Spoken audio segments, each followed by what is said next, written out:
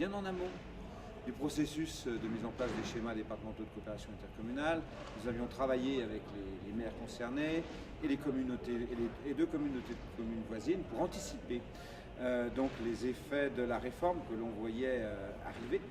Et on avait fait une proposition d'un projet d'organisation de la coopération intercommunale sur un périmètre à dominante rurale qui restait à taille humaine. Il fallait aussi soutenir la présence de l'agriculture, notamment de la viticulture, menacée quelque part. On misait aussi beaucoup sur l'économie du tourisme. Et ce projet, ça a été un niet, donc il a été systématiquement méprisé par donc l'administration préfectorale, avec la complicité donc des élus urbains. Ça a créé quand même quelques turbulences puisque je faisais partie d'un groupe au Conseil général du groupe de la gauche démocrate et socialiste avec deux de mes collègues. Ça faisait déjà un an, 2 ans qu'on réclamait une vraie réflexion sur la réforme des collectivités, la place et le rôle de la coopération intercommunale, de quelle action publique locale avons-nous besoin, etc.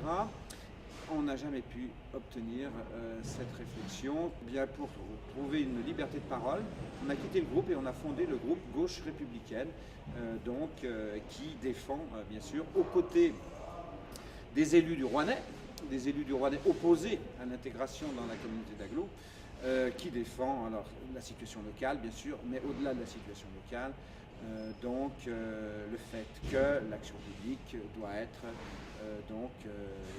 doit respecter les principes de proximité. Disons que c'est un militant, un adhérent du POI qui nous a mis un petit peu en relation avec l'action qui était ici engagée. Donc on s'est retrouvé à la délégation, à côté du POI avec la délégation Valls. Et c'est après qu'on a organisé ce mouvement national avec le souci de mettre en place un mouvement pluraliste, en quelque sorte, de rassembler tous ceux qui étaient attachés donc au respect des principes républicains dans l'organisation de l'action publique et qui ont conscience quelque part de ce qu'on nous prépare à terme, c'est-à-dire une disparition pure et simple des communes et des départements pour donc laisser la place bien sûr aux entreprises du CAC 40, aux privatisations. Donc on a organisé ces assises à Saint-Anne-de-Châtel, là, le 7 avril, où on a essayé de rassembler on va dire toutes les situations qui vivent comme nous l'intercommunalité forcée. J'ai fait le lien avec l'association des maires ruraux de France, qui me sentait le devoir de venir témoigner et puis de contribuer aussi à lancer cette dynamique d'une résistance organisée. J'ai toujours dit que le combat local qu'on menait dans le Rouennais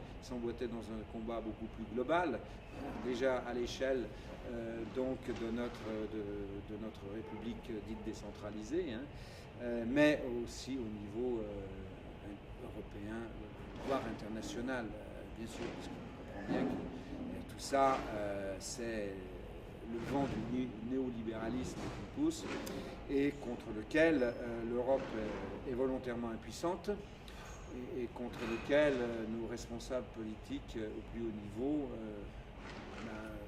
sont eux-mêmes volontairement impuissants.